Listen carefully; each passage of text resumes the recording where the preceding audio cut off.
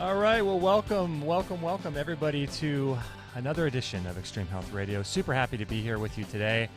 It kind of worked out really well because we were initially scheduled to go on with Dr. Gundry yesterday, but we had to reschedule due to a handful of technical snafus. So today is the day. So this is going to be fun. This is episode, let me get the show number for you, just so you know. If you are listening on the podcast and want to grab any of the show links or the sponsors to anything we talk about, it is episode 593. So if you want to grab the show notes or anything like that, this is extremehealthradio.com/593. We're going to be talking with Dr. Gundry today. This is going to be a fun show because I've known about his work for a long time. And we've had, it's funny how you know a lot of these people that are in the alternative natural health field. They're sort of in your consciousness, and then you forget about what they're doing, and then guests will email you in and then ask to have them on. And so we have a lot of people asking to get Dr. Gundry on the show, and I thought, oh, I love that guy. So we're going to have him on today.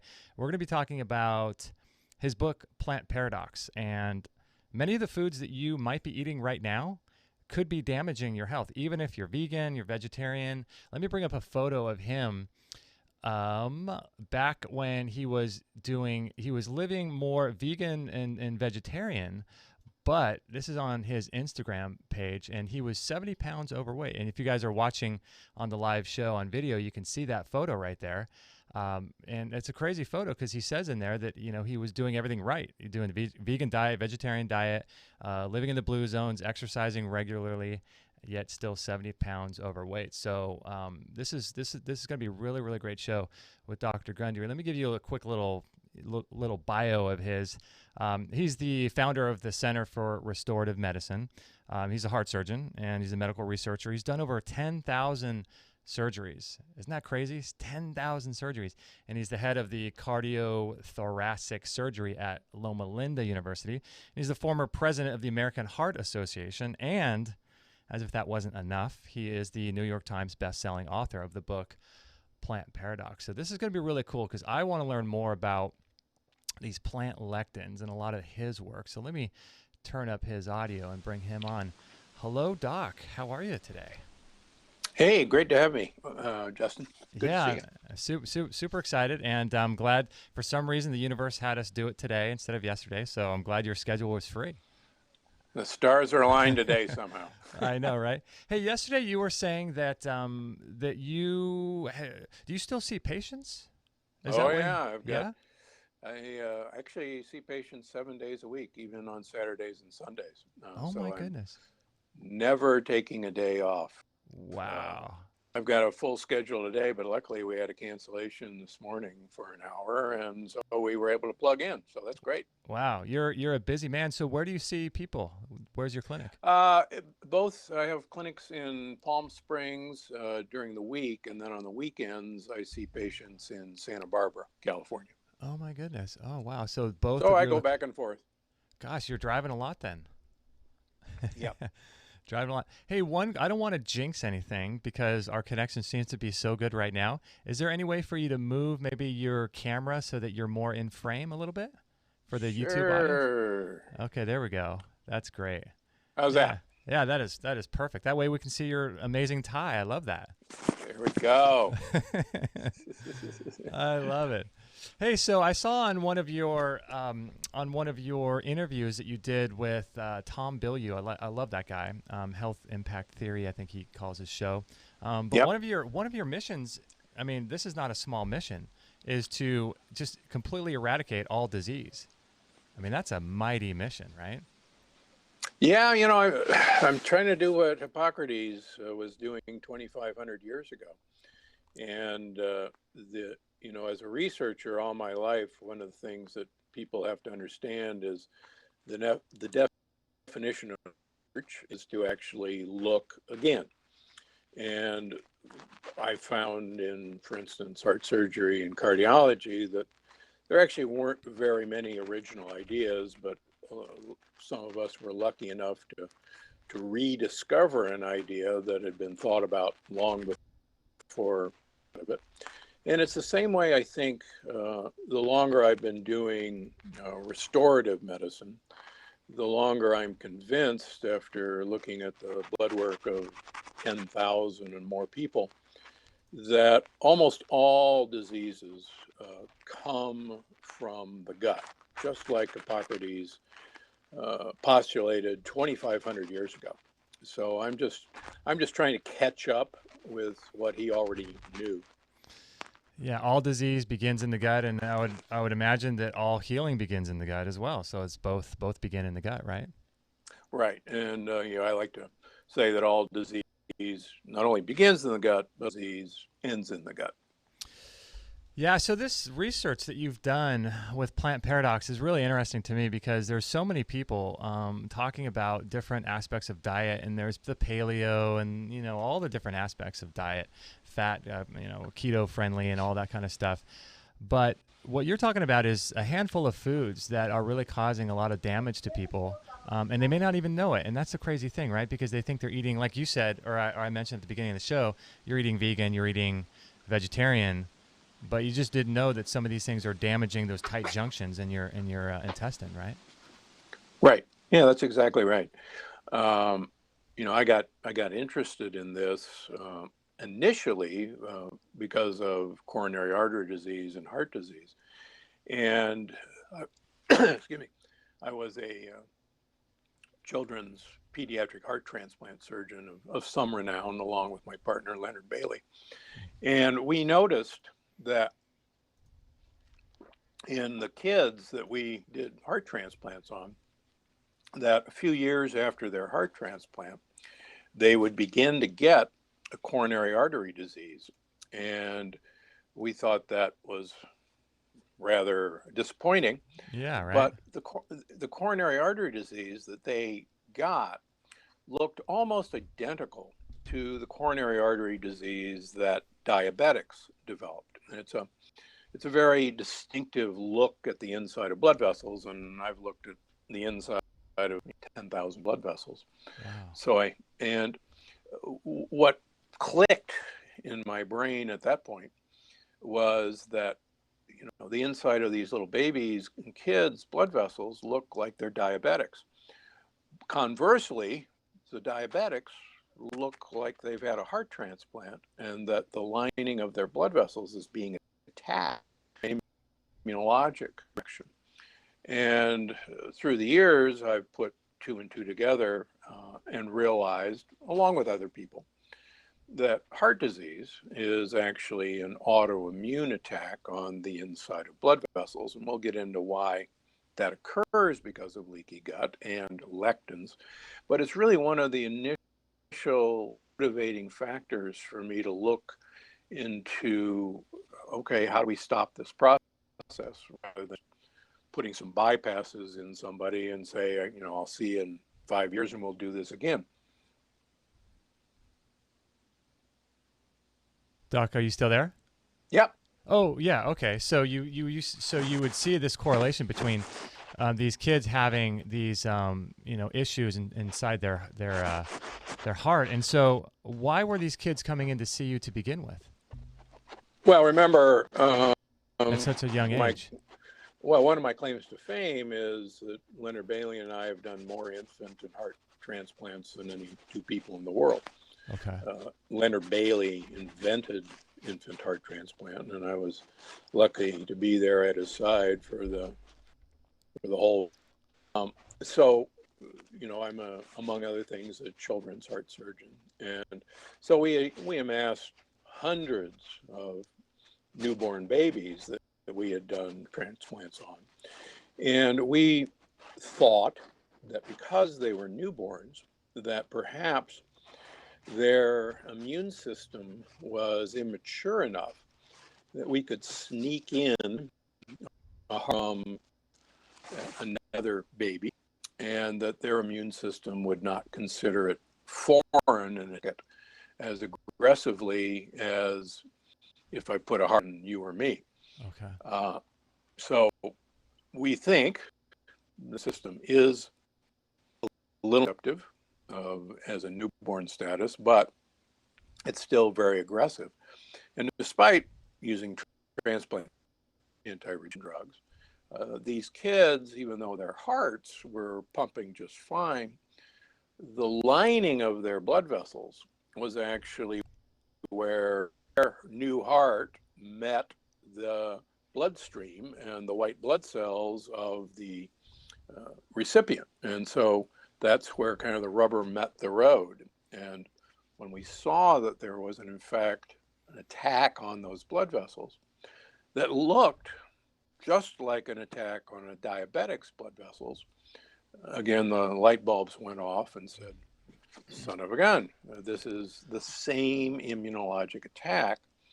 But what is it in the normal person that I operated on that the immune system was attacking on their blood vessels? And that's where I started researching the effect of lectins on producing heart disease. So in terms of these little babies that had the same sort of issues in their hearts and blood vessels as people with diabetes, in terms of them, do you think that somehow lectins were getting in through the breast or into the womb through the mother, or why do you think that happened to the little ones? No. Maybe I'm not making myself clear. These are children who had a fatal congenital malformation in their heart. And the only way to save their lives was to throw that heart away that they were born with and give them a heart from some other baby. I see. So we don't know why, though, these kids were born with this malfunction of the formation of their own heart, though, do we? There's a lot of theories. We know that viral infections during pregnancy can certainly cause malformations. We know that there are some genes that track in families that generation after generation have some degree of cardiac malformation. So there's a number of reasons. It's all so interesting, because we don't have the answers, but there's so many clues, but it's hard to, really come to a definitive answer on something like a root cause, like something like that. But for you to put that correlation together, what I think is pretty interesting with people with diabetes. So these lectins, so what year was this? I'm curious, how long ago was this? This was in the late 1990s. Okay, late 1990s, and you were just starting to put all this together and correlating. So at this point, did you know what lectins were at all? Yeah, actually, lectins have been known about since the late 1800s. Lectins are used to actually determine what your blood type is, whether you're a type O or a type A or AB. And lectins were used, lectins are proteins that are primarily made by plants as a defense system against being eaten. Plants, believe it or not, don't want to be eaten. So lectins attach to sugar molecules, particular sugar molecules. And there happens to be particular sugar molecules on blood cells, on the surface of red blood cells. And different lectins attach to different sugar molecules. And so you can determine whether you're a type O, depending on the lectin that attaches to it, and so on, type A. And Dr. Otto, actually, who wrote the Eat Right for Your Type series of books, was actually one of the first to make the suggestion that lectins, in fact, did have a bigger part to play in our health than just identifying blood type. For instance, give you an example, type A individuals, blood type A's, this sugar molecule is expressed on the lining of their gut, and blood type A's actually seem to have far more chances of getting infectious diseases, more susceptible to flu, more susceptible to bacterial invasion than, say, type O's, just because they have a slightly different sugar molecule lining their gut. That's so interesting. So I have a lot of questions. So in terms of the lectins themselves, you said particular lectins will bind to particular sugar molecules on the membrane of the red blood cell. Is that correct? Correct. Okay, so I've got that down. So the question is, how many different types of lectins are there? Are there like thousands or just dozens or? No, there's thousands. Each plant has distinctive lectins as their defense system, but there's several lectins that are incredibly common that people have actually heard of in everyday conversation. For instance, gluten is a lectin, and that's actually why it's so mischievous. One of the things that Dr. Fasano from Johns Hopkins University a few years ago was able to prove is that the gluten lectin causes leaky gut by binding to a sugar molecule on the lining of our gut. And it flips a switch, and it makes the tight junctions between the cells of the gut break apart. And then lectins actually go through the wall of the gut, and they're followed by bacteria and bacterial pieces. And that's actually where the problem comes. Now, why do plants develop this system? Because the idea is if their predator, and insects were their first predators, but if their predator is paralyzed, if their predator isn't thriving, if the predator is in pain, then a smart predator says, you know, every time I eat these things, I'm not doing very well, and I think I'll go eat something else. Yeah, it's a smart move. Predator, smart move. Smart move. Makes sense. And so it actually. Oh no, go ahead. No, I was just going to say, did they in the late 1800s when they discovered lectins, did they test on insects? Like how did they know that these lectins were affecting the insects? Well, that was actually discovered much later. Okay. The insects were the initial predator of plants. Plants were actually on Earth long before any animal arrived, and insects were the first plant predator. And if you think about it, plants were basically in the Garden of Eden because nobody wanted to eat them, and that's pretty nice. Yeah. But when insects arrived, plants had a distinct problem because, unlike other animals, they couldn't hide, they couldn't fight, but they had a huge advantage in that they're chemists of incredible ability. So they use basically chemical and biologic warfare to keep from being eaten. And so what was discovered in insects is that there's a sugar molecule, sialic acid, that sits between the nerve endings of insects and us. And lectins bind to that sugar molecule, and it stops communication between one nerve and the next. So if the insect can't move or is paralyzed, that's a great anti-predation system. So, again, now people go, well, do plants think about this? Yeah. Well, plants are actually very sentient beings. If you ever want to read some great books, look at The Hidden Life of Trees or The Secret Life of Trees is a good starting point. Mm-hmm.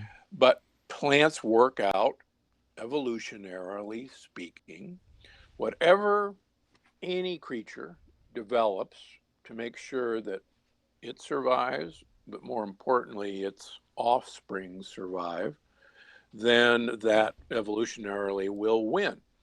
And in the vast period of time, when you got millions and millions and millions of years to figure out, what works and what doesn't, a few cents is a pretty small time period. Yeah, that makes sense. So the question that I'm kind of thinking about as you're talking is, it makes sense, right, that plants would have these, this ability is basically an opportunistic way of looking at their immune system to fight off predation. So that makes sense. But if it would make sense then that all plants would want to live, and it would make sense that all plants would contain lectins.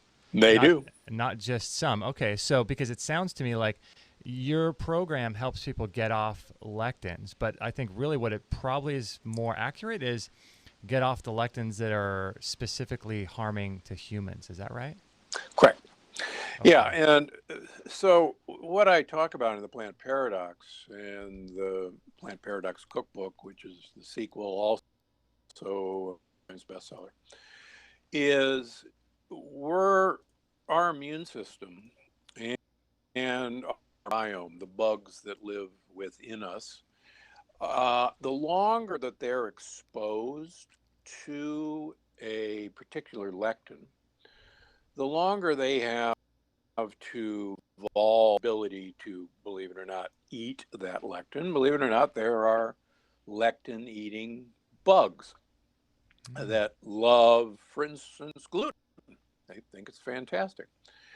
Uh, and we now know that our microbiome actually tells our immune system who's your friends and who's not your friend in terms of the things you're eating. And one of the fascinating things is the longer you're eating a particular lectin in terms of millions and millions of years, the longer you've had develop a microbiome that eats those lectins.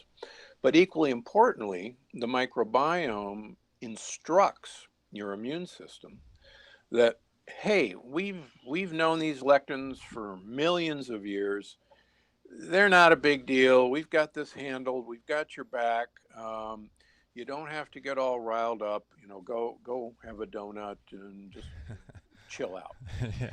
On the other hand, so we actually come from tree-dwelling apes, where 98% of our genes are shared with chimps and gorillas. We've had literally millions of years eating particular leaves. Now, we've had a very, very short period of time eating grasses and the seeds of grasses.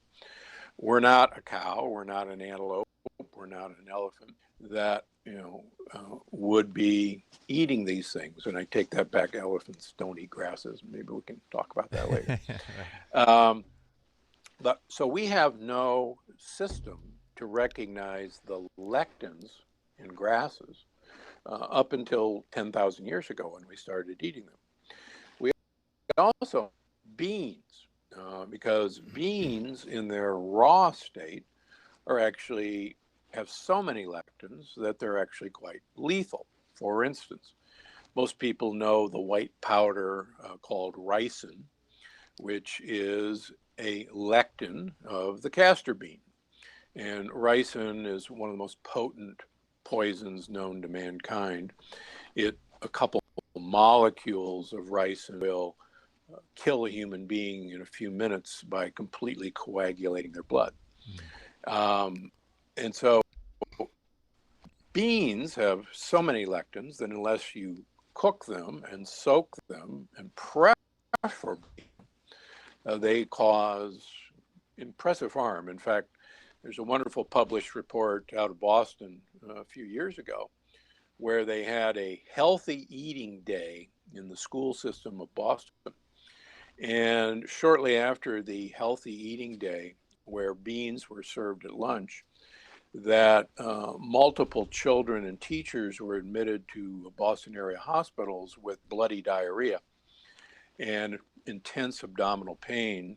And it was all traced back to the fact that the beans in the healthy eating day undercooked.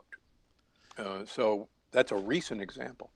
Wow, that's crazy. So if you have beans, you want to make sure you cook them, you soak them, you do a full preparation. But in my mind, it's kind of weird though, because you would think that if a food is really should be eaten, it wouldn't necessarily be something that you have to process and work and like with grains and you're grinding it and soaking it for days and days and days. I mean, it just seems like that doesn't seem normal or natural, does it? Well, we're the only animal besides our dog and cats that actually eats cooked food. And I was a raw foodist for about 9 months and probably had the best health I ever had.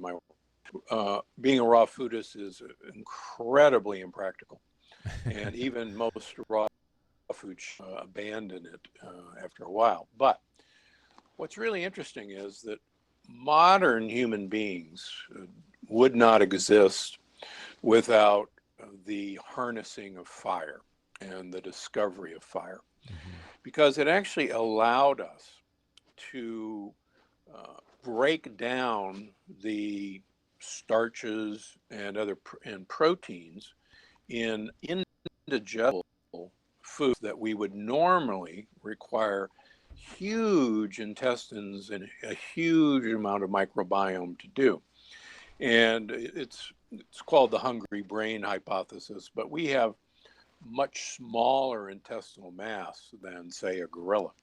And a gorilla eats 16 pounds of leaves and twigs every day. Now, that's a lot of food. And a gorilla, just as an aside, gets all its protein by eating leaves. And a gorilla has far more muscle mass than we could possibly imagine. A chimpanzee can, rip you to shreds or rip your car door off if it so desires. Yeah. But what we got the benefit from cooking is that we could take things like grains and beans and partially detoxify them and digest them before we ate them. And that gave us a huge advantage in taking advantage of the calories in food. Now, it had a huge disadvantage. As you may or may know, my research at Yale University was in human evolutionary biology. And humans, up until the dawn of agriculture about 10,000 years ago, were actually very tall creatures. We stood over 6 feet tall. Wow. And what's fascinating is our brain size was actually 15% bigger than it is today. And if you look chronologically, so starting at when we started agriculture, we shrunk about a foot at 8,000 years. So we shrunk to about 5 foot, and our brain shrunk about 15%. And our brains have never recovered. Now, we've obviously gone and grown again, but it's fascinating watching human skeletal remains of when we left being hunter-gatherers and started agriculture and became grain and bean eaters. And it was obviously detrimental to our stature. Yeah, I've heard that over the years as well, that grains have an impact. Someone eating a lifelong diet of grains, that's why you have the compression of the discs in the spine, and you have the overall decompression of the bones and the smaller stature. And I've heard a lot about that over the years. Well,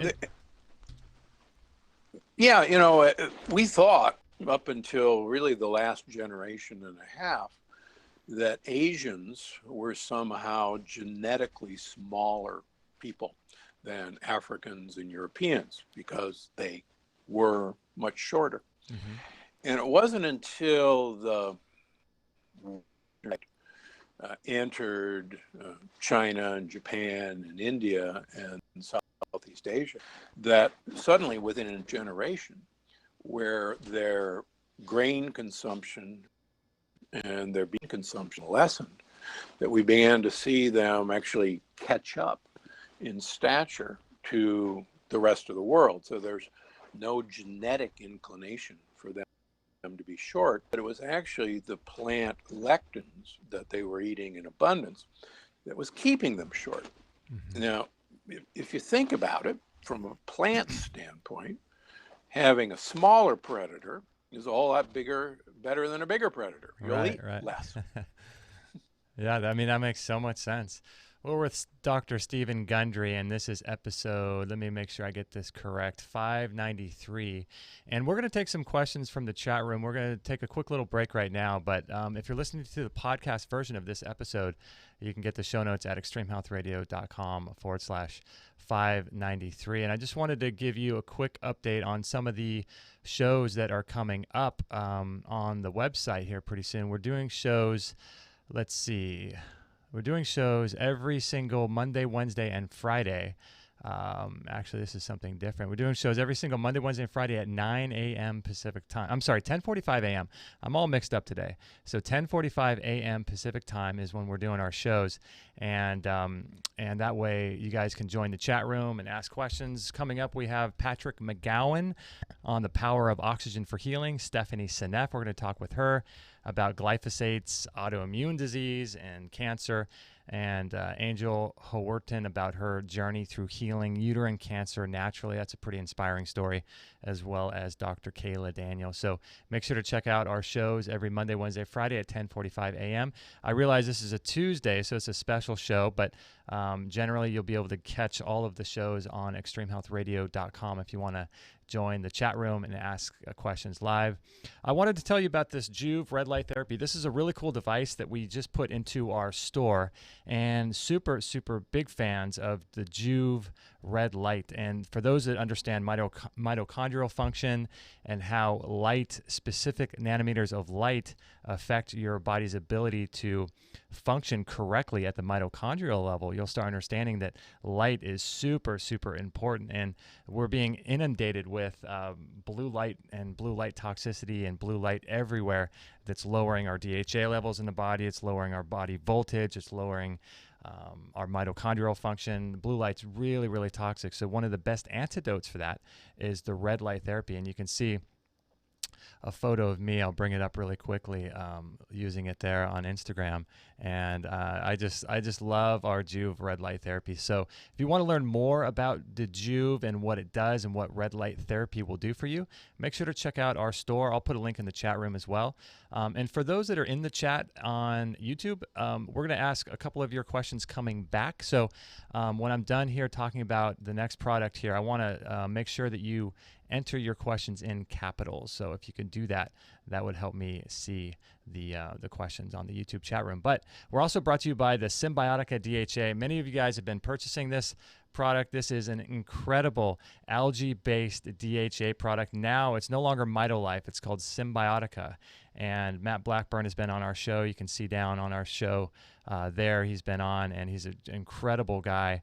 DHA is just so important to carry that voltage in the body and to create that electricity in the body for the cells to communicate to one another. And it's an incredible substance. And Dr. Jack Cruz, who's a neurosurgeon, talks a lot about DHA. And DHA is one of the most important things you can take for your own health. So if you want to check out Symbiotica, you can do so on our store. And Matt has given us a little discount. So if you want to enter the code EHR, you can get 15% off. So that's really, really cool. So thank you, Matt, for that. Let me come back to Dr. Gundry here. And we'll turn his microphone back on. We'll bring me back up. And I want to see if there's any questions from the chat room. Anybody on YouTube? Let's take a look here, Doc, and see if there's anything here that we can have. Susie says, I have his book and his cookbook, and I'm still unsure if I should do keto, intermittent fasting, or also worry about lectins. I'm trying to heal blood clotting, autoimmune, plus osteoarthritis. Interesting question. Great question. 3 months ago, at the American Heart Association Lifestyle Medicine and Epidemiology Annual Conference, I presented a paper with 102 consecutive patients with biomarker proven autoimmune disease like lupus, like rheumatoid arthritis, like Crohn's, like psoriasis, who, in following the Plant Paradox program for 6 months, 95 out of 102 people, that's 94%, were completely biomarker negative for autoimmune disease and off of all medications. That's a pretty good success rate. And believe it or not, I was one of those people. I carry anti-nuclear antibody when I eat lectins. And when I don't eat lectins and follow my program, it completely turns off. Now, I have a very strong family history of psoriasis in my family, so it was no surprise to me that when I started autoimmune testing generally and on myself, that I had an autoimmune disease. I was almost positive I'd have it. But what's fascinating is the vast, vast majority of people can completely turn their autoimmune disease. We actually just saw 2 yesterday that turned their autoimmune disease off within 3 months' time. Wow. So yeah, follow it if you want to get rid of autoimmune disease. Now, I can assure you that osteoarthritis is caused by lectins. Now, how can I assure you that? Because we take care of huge numbers of people with what they think is osteoarthritis. And it's been actually well shown that you can reverse osteoarthritis by a lectin-limited diet. We see the nodules between fingers disappear.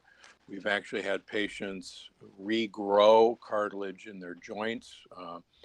Recently had a gentleman who was scheduled for knee replacement this July.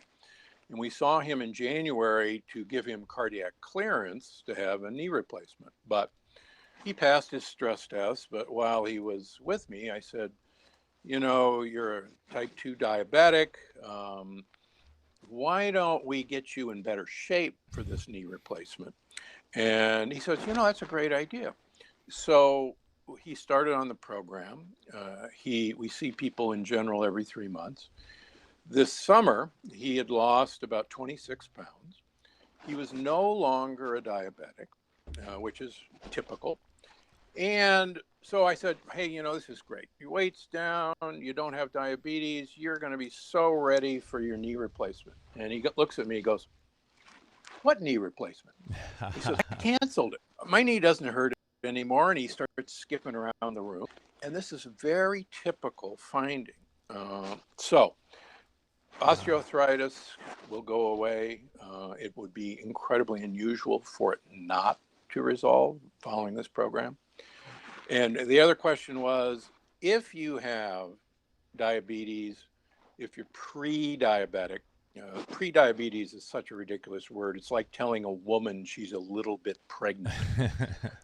There's no difference between diabetes and pre-diabetes. Okay. If you have insulin resistance, and about 80% of Americans are insulin resistant, and if you have not had it done, your physician or your healthcare provider order a fasting insulin level. It's amazing.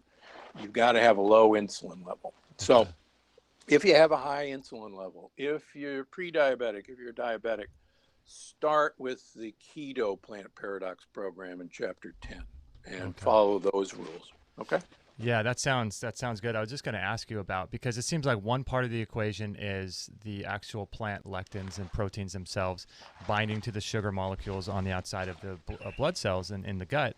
But then the other piece is the actual things that they're binding to, which is the sugar. And I was just going to ask you about the keto. I want to ask one more question in the chat room, because we got a pretty lively group here. And I just want to say, Gretchen is on Facebook, and there's a ton of people, Omaha, Nebraska, from Denver, from all over. Omaha, I grew up in Omaha. Did you really? No way. That's so great. Yeah. That's so cool. Maybe we'll ask her question next then. But there's a question from Grant. Linda's here, Susie, a lot of cool questions, Gloria. But Grant has a question. He says, how do you change the autoimmune symptom patterns, or how should you regenerate your immune system? Last thing is breastfeeding, or I think he says last thing, meant to say comma, is breastfeeding vital for baby's growth? So there's kind of a few questions there. Yeah, so autoimmune disease, I've come to realize, all stems from leaky gut. And lectins are one of the major causes of, number one, leaky gut. But number two, they're a major cause of autoimmune disease in and of themselves. And this was first postulated by Lauren Cordain, a friend of mine from Colorado State, who was the father, the inventor of the paleo diet. Mm-hmm. And he postulated that lectins look a lot like in our body. Sorry, what did you say, Doc? You said the lectins look a lot like, and then it sort of cut out right there. So they look like other proteins in our body. I see. And he called it molecular mimicry. And I think that's a good example. Our immune system actually works by what are called barcode scanners. Our immune system looks at a protein, literally like a barcode scanner or like a passport scanner, and it says, okay, this protein I either recognize, he gets to come into the country, or this protein's on the no-fly list, and he doesn't get to come in, and this is a foreign protein, and I should attack it. So that's how our immune system decides who's good and who's bad. So what lectins do is they mimic other proteins in our body. So for instance, they resemble the proteins in your thyroid. They resemble proteins on the beta cell of your pancreas. They resemble proteins in your skin. They resemble proteins in your joints. And if your immune system is activated because of leaky gut, and you now have lectin in your circulation, your white blood cells, your immune system, goes past your thyroid, for an example, and say, oh my gosh, this poor woman, she's got lectins in her thyroid, and we should shoot to kill. She'll thank us later. And this is actually what happened to Kelly Clarkson. As most of you know, Kelly Clarkson went on my program. I was not her physician. She just found the book. And she lost 38 pounds, and she had Hashimoto's thyroiditis. And her Hashimoto's thyroiditis resolved, and she's no longer on any medication. So she's very typical of, once we get the gut sealed and lectins out of you, your immune system calms down and everything back to normal. So second part of the question was, is breastfeeding critical? Here's the deal. There are certain women who absolutely can't breastfeed, either because they can't produce enough milk or their nipples are not in the right shape that a baby can grab onto. However, so don't have a guilt trip if you can't breastfeed. But what we know now is that your baby is being fed by mother's milk in two ways. Number one, mom's milk feeds the baby. But what we didn't know until a few years ago is that there's a component of the mother's milk that actually feeds the baby microbiome, the gut bugs. And without that component that the baby actually can't digest, it's for the microbiome, that immune system being educated by the microbiome will never be as good as it would have been if you didn't breastfeed. And it's the same way with cesarean sections. We know that babies who are born by C-section have a very impaired immune system and don't develop a normal microbiome for about 6 months after birth. Because as I told Ms. Shriver in an interview recently, that mom takes a crap on her baby as the baby exits the birth canal and actually puts her microbiome into the baby by exiting the birth canal. And in C-sections, we don't. I actually write women prescriptions to make sure that when they know they're going to have a C-section, that their obstetrician takes a swab out of the vagina and rubs it on the baby's nose and mouth after birth. And it makes a huge difference. Yeah, it's fascinating. I was doing some research. We just had Doc twin baby boys about 7 weeks ago. So, oh, congratulations! Yeah, it was really cool. We were gonna go there's a doctor in LA. He's the only medical doctor in Los Angeles that does home birth as a medical doctor. He used to work at Cedars-Sinai, and a tremendous guy, Dr. Stu. And for those that are interested, he's got Dr. Stu's podcast. But we were going to have a home birth, but some complications happened at the very end. We did a whole podcast about it, but some complications happened at the very end, and we actually had to do a C-section. And in doing some research, I found out that the one of the main bacteria that doesn't get transferred if they don't come through the vaginal birth canal is Lactobacillus plantarum.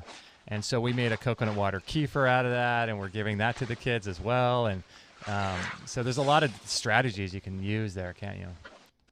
Yeah, it's fascinating. You know, bacillus is actually not a normal flora of the vagina, but it actually migrates in the third trimester out of the colon. Sorry, what did you say? What is not a regular flora of the vagina? Believe it or not, lactobacillus is not, and Lactobacillus plantarum is not a normal flora of the vagina. Interesting. And it actually migrates out of your gut in the third trimester into the vagina to actually be ready to colonize the newborn baby. Wow. Yeah, it's so fascinating. You know, you start kind of hearing, you know, Twilight Zone music going off in your head. I know, it's crazy. So, Kevin, I think that's what your name was in the chat. I also found a really interesting, this is kind of off topic a little bit, but if you go to Mama Natural, she has a link to a Weston A. Price video done by the Healthy Home Economist. I forget what her name is, but she has a really great recipe for if you can't breastfeed, it's to make your own breast milk. And it's pretty intense. There's about 15 different ingredients. Fortunately, we're able to breastfeed, so thank God for that. But I just wanted to share that. I'll put a link in the chat room for that. But so, Doc, I was really curious about this idea when it comes to gut health, because in our world, you know, you hear a lot about gut health and sealing the gut and things like that.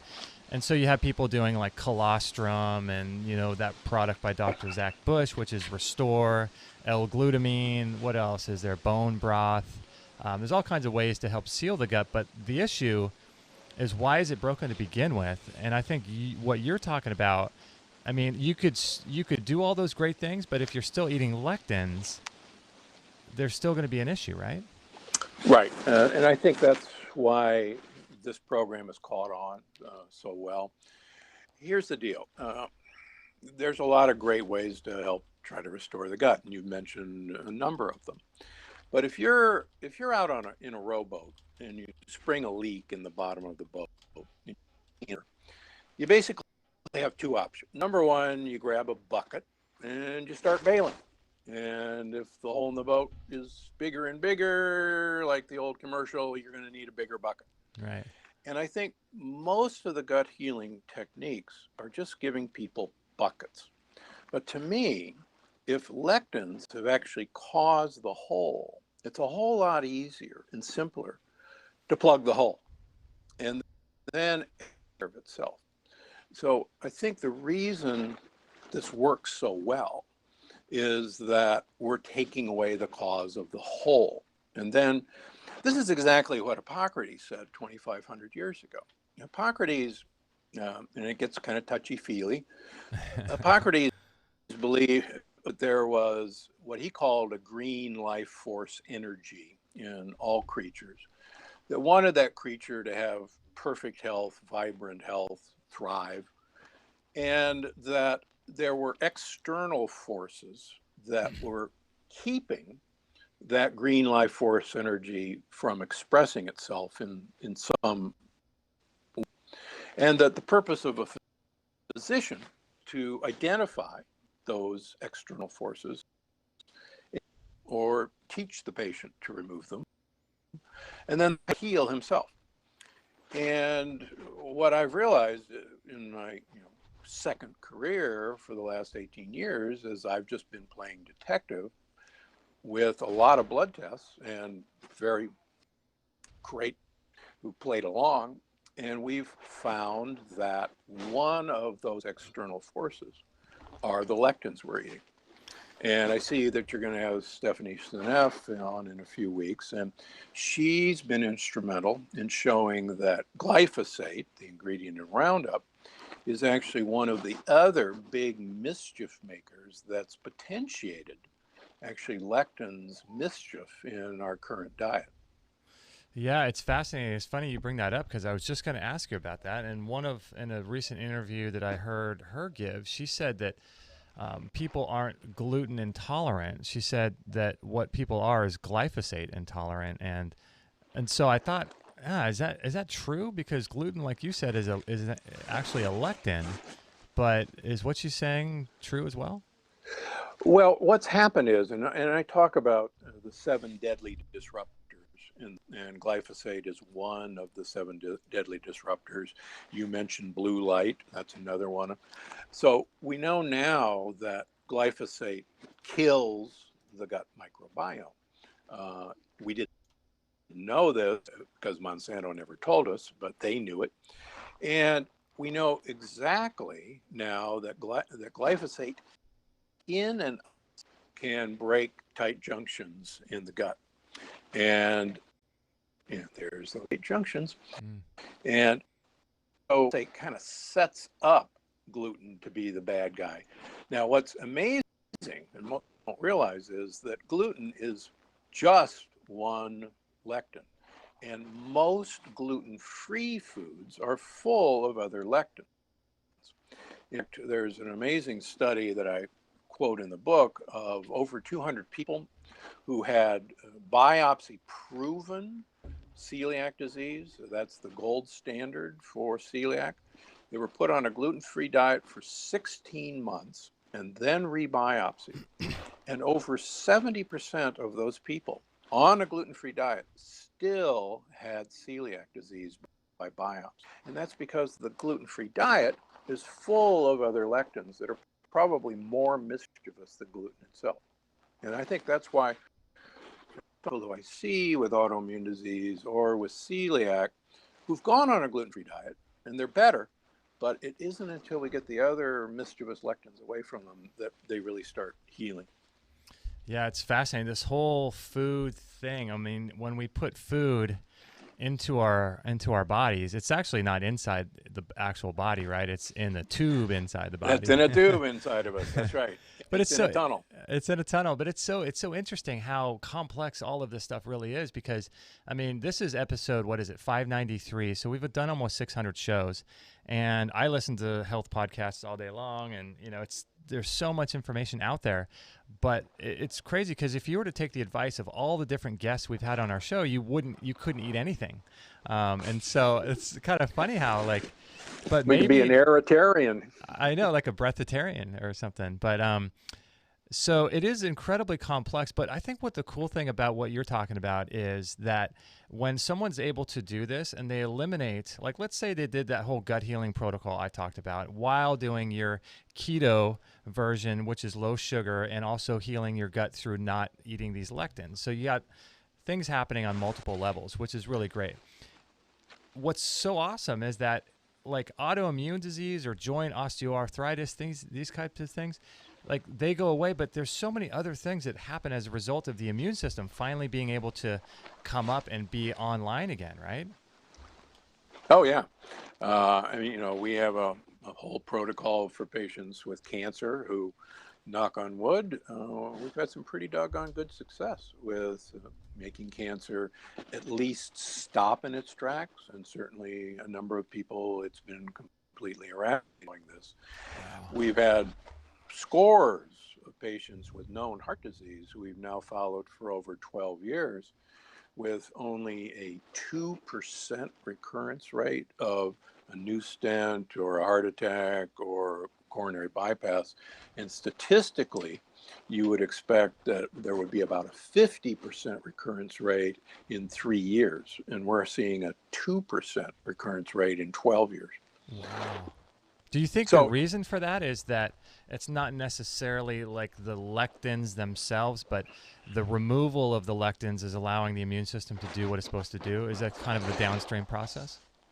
Yeah, so if you lift weights or do any gym work, you often develop calluses around rings. And so those calluses are where trauma is occurring and wear and tear.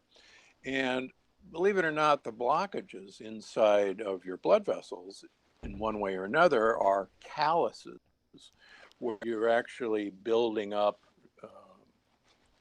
calluses on your blood vessels. Mm-hmm. So if you no longer attack your blood vessels, if there's no longer any lectins sticking to them, then those cows actually see coronary artery disease reversed that way.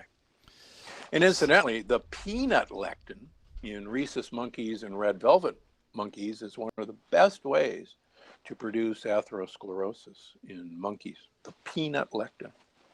So what do you mean? If someone eats or consumes a peanut lectin, then that will produce atherosclerosis in those animals? Yeah, oh, absolutely. That's been well done. You can take peanut oil, give them to rhesus monkeys or red velvet monkeys, and they will develop atherosclerosis. Give them peanut oil that the lectin has been removed, and that's actually a fairly easy process, and repeat the experiment, they will not develop atherosclerosis, proving it's the peanut lectin that was the cause of it. And, you know, we're not designed to eat peanuts. They're actually a legume from the Americas. They're a bean. They're not a nut at all. It's the same way with cashews. We're not designed to eat cashews. They're not a nut either. They're a bean. I know, Doc, you're killing me with this cashew because I love my cashew butter. I know. I used to love it. You wouldn't believe the number of people that I've been on podcasts and contact me, several of their listeners contact me and said, this is amazing. You know, I thought I was doing everything right, but I had these gut issues and I took cashews out of my diet and that was it. Wow. That's so crazy. I'm going to bring up Sorry. Yeah, I know. It's like you hate to be but you're just a messenger. I'm going to bring up a thing on your site here, and this is reduce lectins in your diet. For those that are watching on YouTube, I brought up one of Dr. Gundry's really great blogs where he talks about the tight junctions, but there's a few foods here that you talk about. So you talk about beans and legumes, grains, squash, nightshade vegetables, and so you have here in-season fruit. What is that? So you would think fruit. It's very interesting. Oh, sorry. Go ahead. Yeah. So we were only designed to eat fruit once a year in the summer. All studies of great apes show that they only eat fruit once a year in the summer. And they actually do that to gain weight for the winter when there's less food. Fruit does not ripen year-round in the jungle. We've hybridized fruit to ripen continuously, and no one could have imagined that 747s could bring blueberries from Chile to Costco in February. So we're awash with fruit 365 days a year. And what I point out in the book is that if you pick fruit unripe and then artificially ripen it, then you will actually have a lot of lectins remaining in that fruit. Whereas if you allow fruit to ripen naturally, the lectin content dramatically decreases. So that's just one thing. But one of the things you've got to understand is that fruit should be considered like candy because modern fruit has been bred for sugar content. Yeah, it's fascinating. Sorry. It's so I like that you're big on avocados, which is great. I'm a big fan of avocados, so thanks for not taking that out of my diet. Well, it's a single-seeded berry, so it's actually pretty doggone good for you. Yeah, great for keto, right? Yeah, it's really good for that. Wow. So you have there's some ways actually on the podcast with Tom Bilyeu, he mentioned what did he mention? Some kind of air fryer? Yeah, so, one of the ways to get these foods into you is buy yourself an air fryer. An air fryer, basically, you can get it on Amazon, you can get it at Target, Costco often has them. And you just use a little bit of olive oil on your, say, like sweet potatoes. You can make sweet potato fries. He was just crazy happy that he could have sweet potato fries. Right. Sweet potatoes are not nightshades. They're actually not any relationship to the traditional potato. Okay. Yeah, well, that's good because I like sweet potatoes. But, so with your own health, going back to that picture that I showed at the beginning of the show, being 70 pounds overweight, and I know we got to wrap up here in just a second, you probably notice a big difference in your health, your energy, your vitality, your sleep after doing this program. How long have you actually been doing this pretty strictly yourself? Yeah, I started doing this on myself in 1999, Mm-hmm. and I've been doing it ever since. Beginning 11 years ago, I started from January through June of each year, uh, during the week, eating all my calories in a 2 hour window. Uh-huh. And so 22 out of 24 hours I was fasting. In fact, it's a funny story, I'll maybe finish with that. My first book was Dr. Gundry's Diet Evolution, which came out 10 years ago. And we had actually had an entire chapter on intermittent fasting. And my editor at Random House at the time said, "This is crazy. Nobody should go that long a period of time not eating. It'll kill you. And yeah, you're saying enough crazy things in this book, and we're going to cut this chapter." I said, "No, no, no, no, no. Wow. Have I lived before? And she says, "All right, I'll give you a page and a half, but don't go weird on me." So it's funny, a couple years after that, the 5-2 diet came out, and then Jason Fung started talking about fasting. And I used to call my editor and said, "Should have given me the whole chapter." She says, "Oh, you're always so way ahead of your time. I hate you." She said, "I should have." That's so great. Do you do intermittent fasting now? Oh yeah, from January through June, I only eat my calories 2 hours every day. And I've been doing that for 11 years. And I also do 3 to 6 day water fasts intermittently. My new book will be out in March, called The Longevity Paradox, where I talk a lot about fasting. But one thing that is missed in the is Roy Walford, the famous professor at UCLA, who invented the calorie restriction diet, the Crohn diet, and who is the mentor of the folks at USC who are doing this. What he found in Biosphere 2 is that when you rapidly lose weight in a fast, all the heavy metals that are stored in your fat, all of the organic or the organocompound CPs like DDT, come out of your fat. And you have a very lousy detoxification system for these. And what they showed at Biosphere 2 is that their heavy metals and their pesticide levels in their blood went sky high and remained high for over a year before they came down. Wow.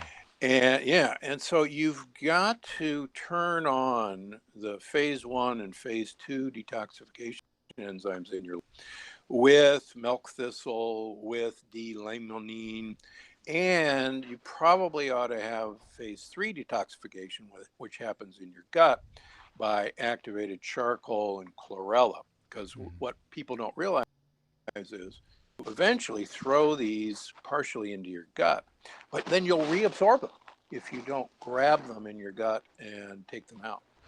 So I think it's a disservice to tell people how good fasting is without warning people that they've got to be equipped to handle the toxins that are going to come out of their fat. Because the sad thing is, Roy Walford, who was, the father of calorie restriction, died at 79 of Lou Gehrig's disease. And one of the causes of Lou Gehrig's disease is heavy metal toxicity. Isn't that fascinating? Wow. Yeah. Wow, that's so crazy. And he was the big proponent of calorie restriction. Yeah, he was the mentor to Walter Longo, who just wrote a longevity book and is the head of gerontology research. And it's really sad that the father of calorie restriction died of Lou Gehrig's disease at 79. Gosh. Yeah, it's so multifaceted, this multi-layered, this whole health thing and longevity. So your next book is going to be The Longevity Paradox, coming in May or March? Yeah, coming in March, The Longevity Paradox, How to Die Young at a Ripe Old Age. I like that. It's interesting. There's a famous jiu-jitsu practitioner named Elio Gracie, and he was it's just an amazing guy. He had a whole thing called the Gracie diet. But he died, I think he was 96, died in his sleep, and was practicing jujitsu all the way up until he was about 94, if my memory is correct. I mean, that's the way to go, right? That's exactly right. That's exactly what we all want. And, interestingly, the longest lived nutritionist of all time was Ansel Keys, who died at 102. And I talk a lot about Ansel Keys in the. I was privileged to know Jack LaLanne, another great nutritionist who died at 96, a pretty doggone good run. And he died suddenly of pneumonia. He actually refused to take antibiotics. So. Wow, wow. Oh, well. Yeah, well, that 96 is a good run. One final question leading out, because I'm curious about this when you're talking about Jack LaLanne, makes me think of juicing. Do you cover, obviously you want to make sure you don't juice foods that are high in, or fruits and vegetables that are high in lectins, because that would increase the lectin content, right? Well, what you want to do is you want to juice and throw the juice away. And then you take the pulp, and that's what you use. That's the one thing that I disagree with Jack, and I agree with almost everything he said. In fact, most famous sayings was, if it tastes good, spit it out. Yeah. But the pulp is actually the soluble fiber that your microbiome wants and needs. So I have people buy lots of fresh fruit, for instance, juice it, throw the juice away, and take the pulp, and then do plain coconut yogurt, for example. And it's a great delivery device. Interesting. And I talk about that in the Plant Paradox. Awesome. Well, they give me some reverse juicing. I know, right? Reverse, yeah. throw the juice away and drink or eat the pulp. It's fascinating, because sometimes when you're watching a show like this or listening to a show like this, all it takes is to get one good idea, and hopefully you guys that are watching this got that good idea, and we'll talk a little bit in the post show online. But Doc, I want to thank you for your time today. I know you're up against the clock, so I appreciate your time, and I'd love to talk about your new book when it comes out as well. Yeah, we'll make sure that that's going to happen. Yeah, see, my staff is saying, get with your patient. Come on. Get out. Well, tell Susan thank you so much. And Doc, we really appreciate your work. You're amazing. Thanks for being on today. You rock. Hey, thanks for having me. I appreciate it. All right. Thanks, Doc. We'll talk soon. Okay. Bye-bye. Bye-bye. All right. Well, there you go. Dr. Stephen Gundry. What did you guys think about that? Episode 593. All right. So one of the big takeaways I got from that particular show, and there were probably lots of them that you guys took, but one of the things I took I thought was really interesting was the very last bit that he talked about throwing the juice away. I'd have to look more into that. I'm going to get his book, Plant Paradox, and see where he talks about that. Do you guys juice? There's a ton of people in the chat room right now. James says he lost 250 pounds with juicing, eating Subway, and with walking, and am down or weight in 202 pounds. Wow. You lost 250 pounds with juicing? See, that's the thing that's challenging, right? I mean, here's the question. Is something good for you always? So, like, for example, James, you said you lost 250 pounds juicing. I'm reading this from the YouTube show. You lost 250 pounds juicing, right?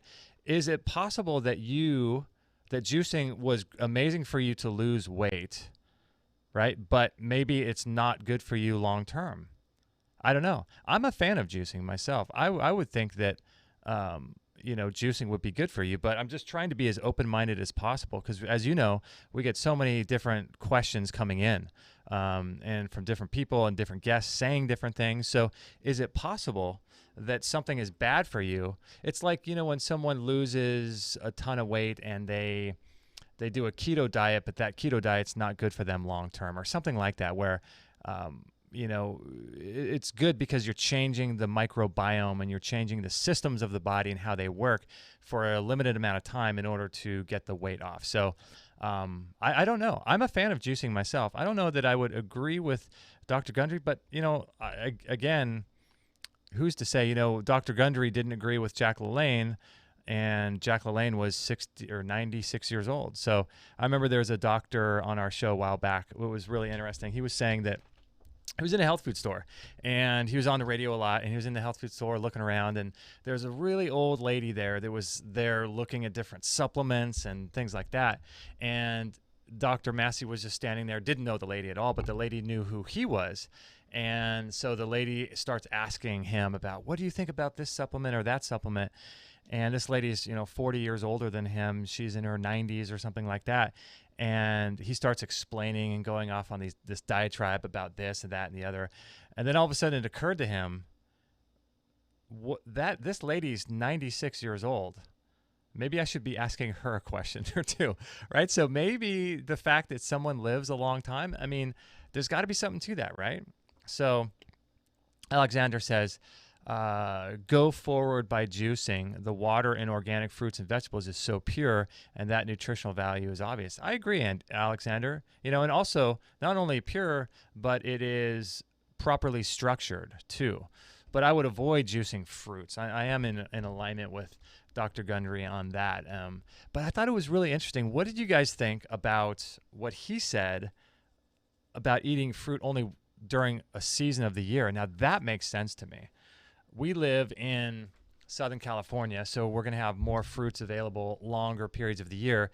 But here's something Dr. Jack Kruse talks about too, is he said that the whole food-based paradigm is incorrect because all food comes down to, it gets broken down into fats, protein, carbohydrate, obviously, but it gets further broken down into electrons and photons and protons that pass, not photons, but protons and electrons that pass over the mitochondrial membrane. So those electrons and protons have nothing to do with fats, proteins, and carbs. And what he said, that the whole food web is tied inextricably through nature to photosynthesis. So that's why he said, you'll never catch him eating a banana in New York City in the wintertime, because it's going to create a whole set of circadian mismatches in the body.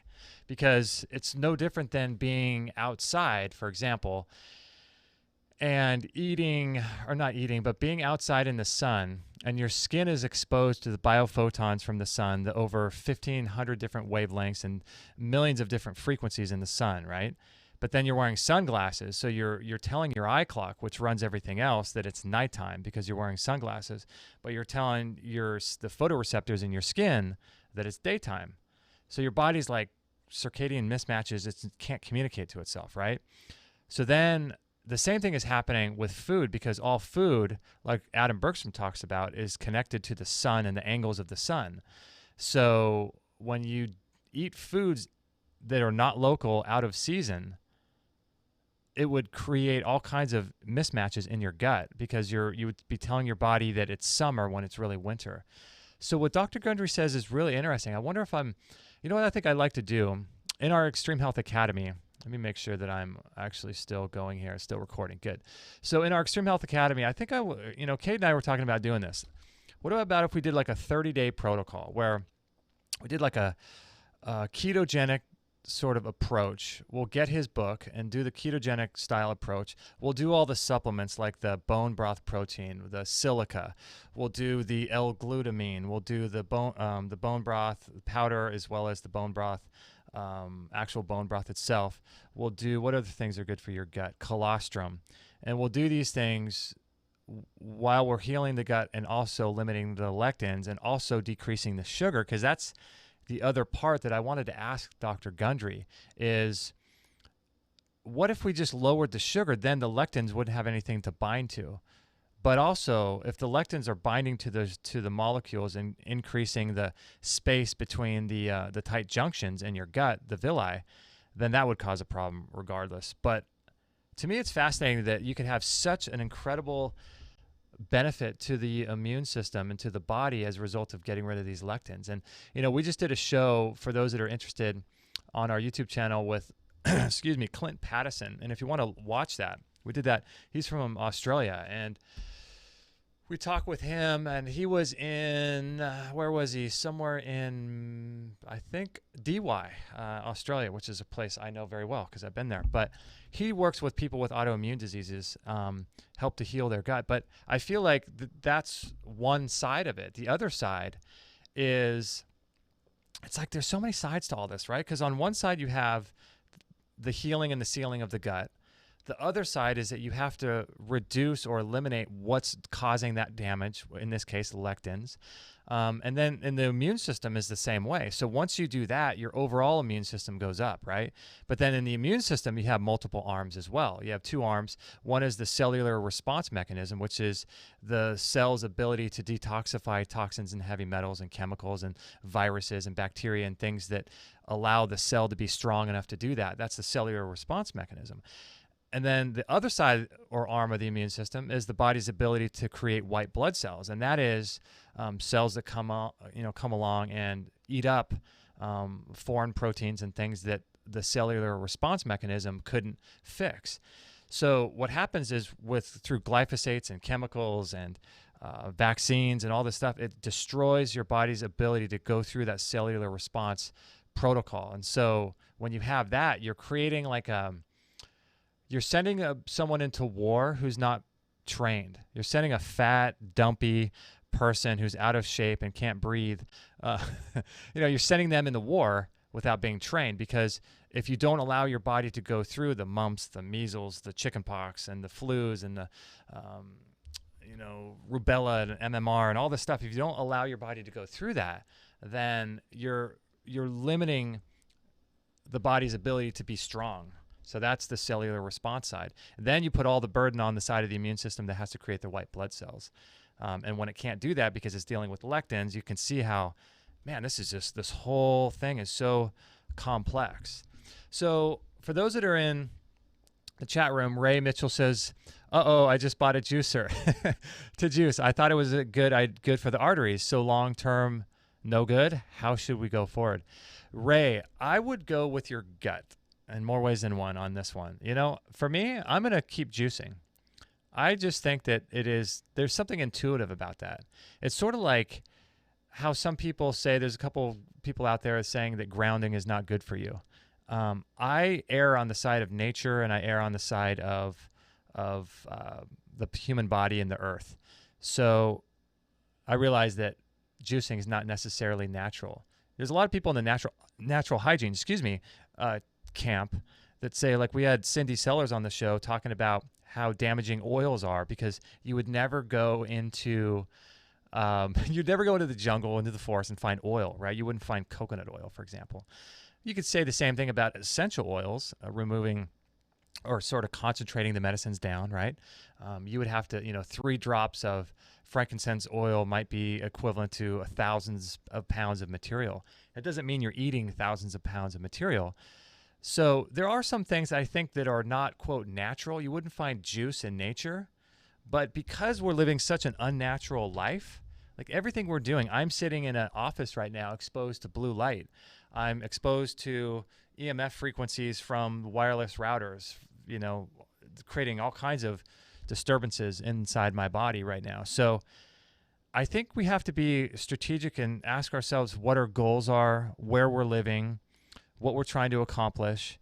And obviously you want to juice organic and things like that. But Ray, if I were you, I'm not saying I know the answers to any of this stuff, because the more I talk to people like Dr. Gundry, I swear, the more confusing it gets. But I'm curious if you guys would be interested in, if you want to join the Academy, for those that are Academy members, I'm curious if you're already Academy members, if it would interest you to go through a 30-day program like that. Kate and I could do daily videos and sort of have a chat or figure out a way to go through a 30-day gut healing protocol as a group, and we can just do videos that would describe like what we're doing and how it's working and what we had to eat that day. And the other component to gut health as well is emotional, spiritual issues. So that's a whole separate component, because when you're stressed out, where do you feel that? You feel it in your stomach, right? So, it's a really multi-layered approach, this whole thing about health. And when people say, oh, grounding is not good, or oh, juicing is not good, or oh, eating meat is not good, I just think, you know what? That needs to open the door to a much larger conversation, because it really kind of, I think as a society, as a culture, we have to get out of the mindset of these sort of platitudes, these meme style platitudes that we see on Facebook, which are okay. There's nothing wrong with that.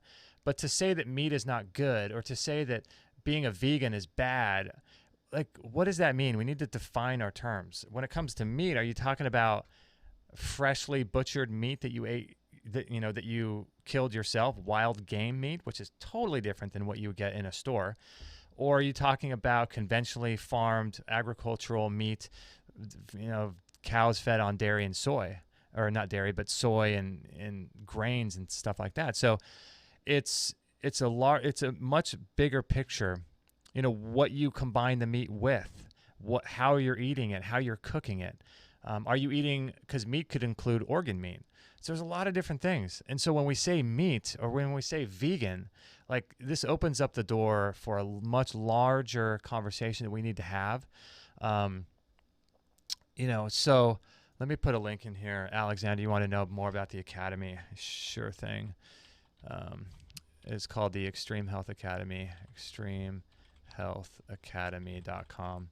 And I'll put this here because I like you guys so much, and I think it's so much fun when you guys join us on the live chat room here. This is a coupon code for a free 14-day trial. So this way you can join and not have to pay anything for 14 days, Alexander. So Todd says he loves the Vital Reds, which is cool. I haven't tried any of his products, but you know what? I think we're going to. James says juicing is healing the body from the outside inwardly. That's true. That's true. A lot of interesting ideas here. I'm a mean beans. Impressive. How do you combat loose skin? I've read that dry fasting helps with that. Call autophagy, I think. Loose skin. I'm a beans. Are you meaning, like, did you lose a lot of weight and then you have loose skin as a result? Or we're going to do a whole skin protocol inside the Academy here pretty soon, because there's a lot of different things that you can do for your skin that people don't think about. One is the exposure to blue light on your skin.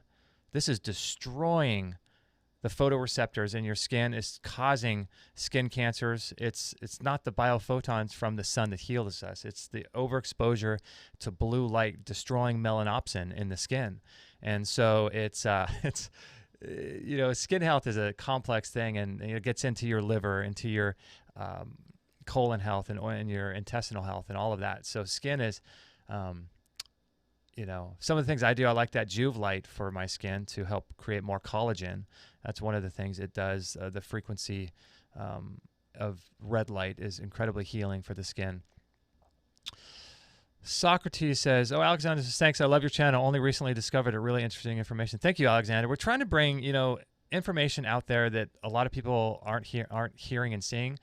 In the natural health world, unfortunately, a lot of this is focused on food, but we also see the importance of food in our diet and lifestyle, right? It's incredibly important.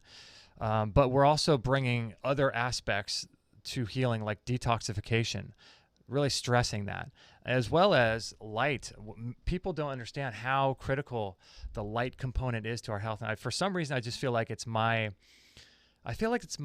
calling in life to help people awaken to this thing. Because I go around and I see people, health food gurus, not protecting their eyes and when they're inside, and then when they're outside, they're wearing sunglasses.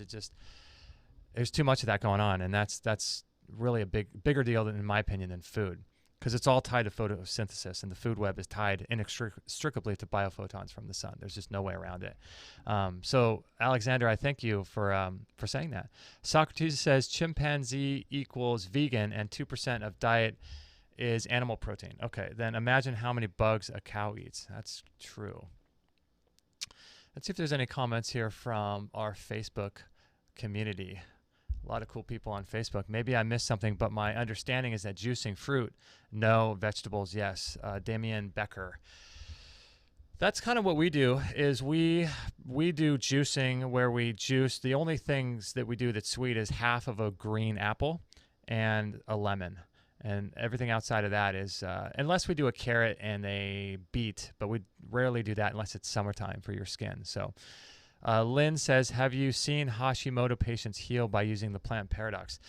Lynn, you know what? I would imagine, sorry, I'm just getting to this comment now, but unfortunately it's really challenging because there's so many great questions that we could go on for days when it comes to doing live shows like this. But Hashimoto's is definitely going to be an autoimmune disease issue, and I would imagine that this limiting of the lectins would be huge for that. Oliver says, will there be a German translation of the pen? That's a good question. I should have asked that. Corey says on Facebook on our Extreme Health Academy page, I'm an athlete and trainer with a high metabolism at 29. I have no health issues, but love the book and the information in it. I don't eat fish. I'm wondering how I can eat the plant paradox and get enough food in me. Interesting. I tend to eat a lot of rice, tofu, chicken, veggies. Yeah, you know what, Corey? I don't know the answer to that question because I haven't actually read the entire plant paradox and I don't have it with me, so I don't know. But what I would do is, I'm a big fan, recently been learning a lot about intermittent fasting. And if you have a high metabolism, that's how I am too. I have a really high metabolism. I'm 42. And I remember when I was 15, they would say, oh, you'll start putting on weight when you're 20. And then when I was 20, it was, oh, you'll start put on weight when you're 25. And the numbers just keep going up. I'm 42 and I'm the same. Basically, I've been about 20 pounds heavier than what I was in high school my whole life. So I'm 6 feet, 175, and that's where I stay. And so I can't put on weight to save my life. So I'm with you. I don't want to put on weight. If I do, just a little bit of muscle, but I'm happy where I'm at. So I'll go back to, yeah, I hear you. Corey says, I don't want to just eat veggies or fruit or just veggies because you'll never get full. But you know, Corey, one of the things that I've found in my life, this might help you a little bit with regards to eating. I've found that the more mineralized I get, that is, the more broad spectrum minerals I get in my body, because that's really what we're after when we're eating anyway, right? Our body's craving and starving for minerals. Without minerals, we'd be dead. So when you really focus on getting different aspects of minerals in your body I do it through juicing. You can get them through, there's a great product called Intramax. I think we have it in our store, but you can just get it on Amazon. You can go through our link on our homepage on Amazon too. If you want to support the work that we do, that would help us pay the bills and keep doing the shows for free. But Intramax has over 419 different nutrients in it, from minerals to vitamins, all 92 minerals. It's got probiotics. It's got everything in it. Intramax is like the supplement of choice.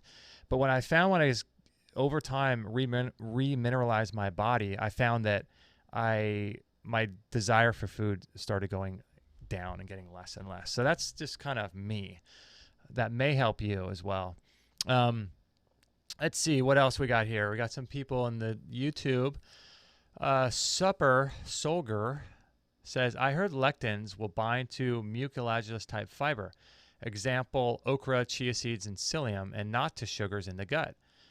Oh man, I wish you had asked that question earlier. I could have asked Dr. Gundry that. Eat some mucilaginous fiber when eating food with higher lectins. Interesting. Okay, so here's a strategy for eating food that you know has lectins in it.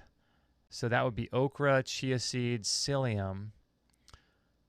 It's funny, so many people have different ideas, right? There's a guest on our show, Konstantin Monastersky from guthealth.com, and he says that fiber is a problem. Completely opposite. He's a fan of beans and rice. So, it's just like, and he's got compelling evidence to support that notion too. So,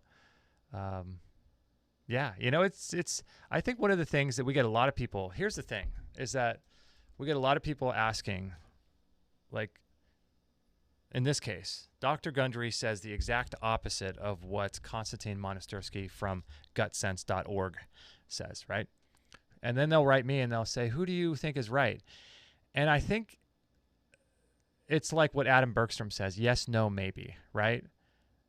And yes, no, maybe for certain periods of your life, depending on where you live. So this whole gut thing and this whole food thing, in my opinion, is a moving target, because we can't know. It's not like a one diet fits all. Some people may do well with lectins. Who knows? I mean, we haven't studied everybody, right? I mean, what if some remote tribe in the Philippines thrives off lectins, right? So it's one of those things where there are platitudes that are generalized for the masses.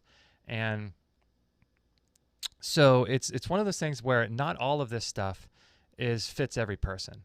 So you have to try and experiment. And what I like to say is become your own doctor, become your own food guru. Don't listen to Dr. Gundry. Don't listen to me. Don't listen to Dr. John Bergman. Dr. Bergman doesn't know everything. Dr. Gundry doesn't know everything. All of our guests don't know everything. The only person who knows what's going to be good for you is you. And that's the thing, is we get little insights from these people, right? I love Dr. Bergman. He's amazing. And I'm partnered with him in the Extreme Health Academy. I think everything he does is great. I think Dr. Gundry is amazing. But with all of that said, it does us a huge disservice when we think that one doctor will be able to heal us, or when we think that one guru is going to be able to heal us, when we think that light is the only answer, blocking ourselves from blue light and getting exposure to natural biophotons from the sun into our melanops and the photoreceptors in our skin, or we think that food is the only issue, or we think that cleansing or detox or fasting or keto, all of these things are just little pieces of the puzzle to help the body to heal and to get to that next level. So what Jim Rohn used to say was, when you'd read a book or when you listen to a lecture, or when you listen to someone speak, that all you need to get is one actionable item of information. If you get more than that, then that's great. So if you read 12 books a year and you take action on 12 different things that those books say, you're now putting into practice 12 different philosophical ideas that have a direct impact on how you live your life. After a year of doing that, you're going to be a different person, right? So, all you need is one thing, one action item to take action on. So Muhammad says on Facebook, Dr. John Bergman, man, where is he nowadays? I want to hear him. He got a lot of contribution into science in all fields. Yes, you're right, Muhammad. He's great. This is the Extreme Health Radio show where we interview people other than Dr. John Bergman. This is our free radio show. Dr. John Bergman is featured in the Extreme Health Academy, and that's who we partnered with, because after doing shows with almost 600 shows, I wanted to partner with someone exactly like Dr. Bergman, and he was on my list from the get-go. But when we first started, he wasn't available, and so we had to change courses. But it's funny how the universe leads you back, right? And leads you to the person you're supposed to be with. And we have partnered with Dr. John Bergman in the Academy. If you scroll up, Muhammad, there's a link to the Academy if you're not already a member. We have thousands of members in the Academy. So I usually know most people, but I don't know if I've seen your name in there yet. His lectures have cured our BP and V, develop a strong immune system. That's awesome, Muhammad, but I do want to just make sure that you and everybody else is aware is that you are your own best doctor. And that's what we're doing in the Academy, is not making it so that Dr. Bergman is the guru, or I'm the guru, or other people like Dr. Gundry or Clint Pattison or Dr. Jack Cruz or Dr. Massey. These people, they have a little insight. A little more than the rest of us, right? I may have a little bit more than you. You may have a little bit more than me. Someone else may have a little bit more. We're all coming together as a community, and that's why we created the whole community of Extreme Health Academy, is to deconstruct this idea that we need a food guru, or we need any kind of guru telling us what we should be eating. Because really, ultimately, you can get Dr. Gundry's book and see if it matches. See if you like it. See if it... try it out. Be your own scientist. And that's what we need to do, is be your own scientist. I recommend to people all the time let me get rid of this cord here really quickly. I recommend to people all the time that instead of asking someone else what they should be eating, they should muscle test. Some people say it's a crazy idea and it does no good for you, but what it does is it allows you to get in touch with who you really are, and allows you to carry that frequency of the food to you and you to the food. And so even if it doesn't work, even if it's not true and not accurate, it allows you to stop for a second and say, you know what, do I really want this food? Here's a perfect example. Cindy Sellers on our show said that, I mentioned this earlier in the wrap-up show, that oils are bad for you, right? And you would never go out in nature. You'd never go out in the forest. You'd never find coconut oil. You'd find coconuts, and that's great to eat a coconut. And that's true, right? And she says that she sees people getting colon hydrotherapy sessions and incredible amounts of this mucus and this horrible stuff of most everyone who eats or consumes oil, right? And so she's making the correlation that oil is bad. Dr. Gundry here is saying that you shouldn't juice, you should eat the fiber. I can be probably pretty clear that I feel good juicing. I always feel good when I juice. So, and I like taking oils. And I think they're incredibly beneficial for me. Now, I need to keep an open mind, right? I need to say, okay, if this juicing isn't working, maybe we do juice for a little while and the lectin content produces inflammation in the gut and creates those tight junctions, spaces within those tight junctions, and maybe that causes issues. So we have to do something for a while and say, do we like this? Is this working for us? Because there's a lot of people out there telling you what you should do, what you shouldn't eat, what you should do, and that's not my thing. My thing is to empower you guys to take control of your own biology, take control of your own mitochondrial health, which the mitochondria is what controls genetic expression. And the mitochondria is affected mostly by light. So take control of these things. Take control of your thoughts. And lastly, make sure that you don't give all of your, oh gosh, what's the right word? All of your authority over to a perceived authority. Because none of these people know exactly what's going on in your body, right? They just don't. And if they did, they'd have to cut you up and look at your intestines and look at your cellular matrix in real time. And so we can't do that. So we could do all the stuff that Dr. Gundry, like we could do, you know, if we do this inside the academy, I think we might.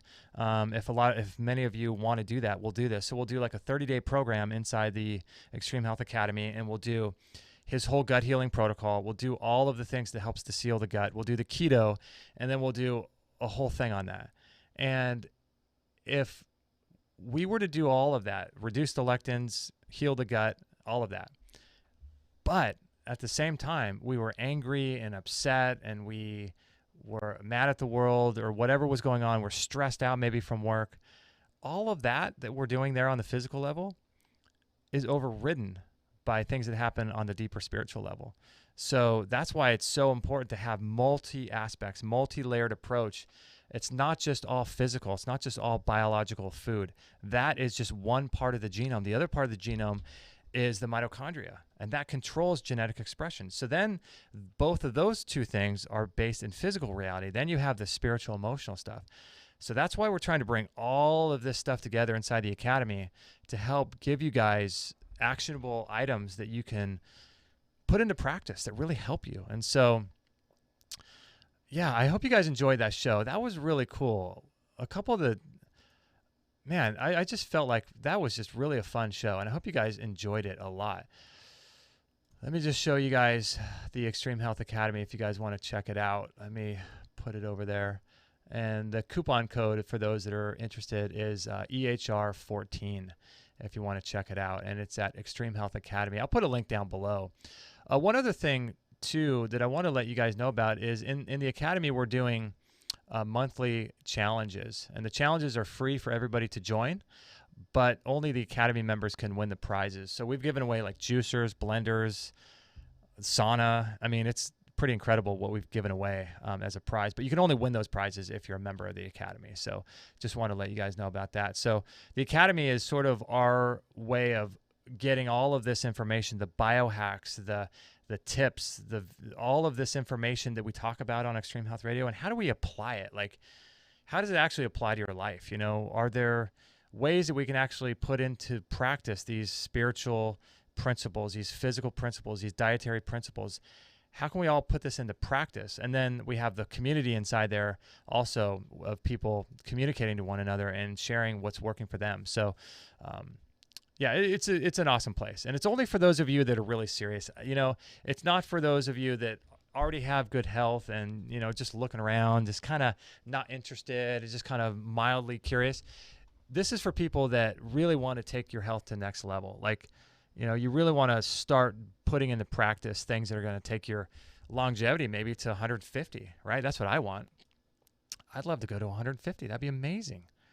How rad would that be to live to your 150 years old, right? Like Elio Gracie was saying, doing jiu-jitsu at 94 years old, practicing jiu-jitsu, which is basically like wrestling, right? Can you imagine someone wrestling at 94, training people?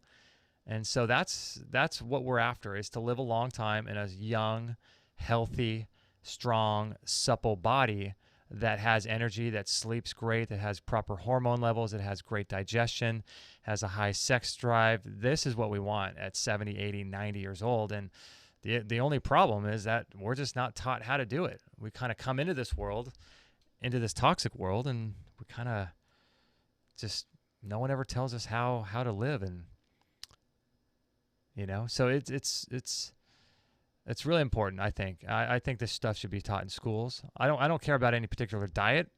So if you're vegan or vegetarian or you eat animal food, it doesn't really matter. It's not about your diet. It's about optimization and seeing how long we can live, how much energy we can have, and all of that. So this is really what it's all about. So for those that are really interested in taking your health to new levels, then make sure to check out the Extreme Health Academy, only if you're interested and only if you're serious about your health.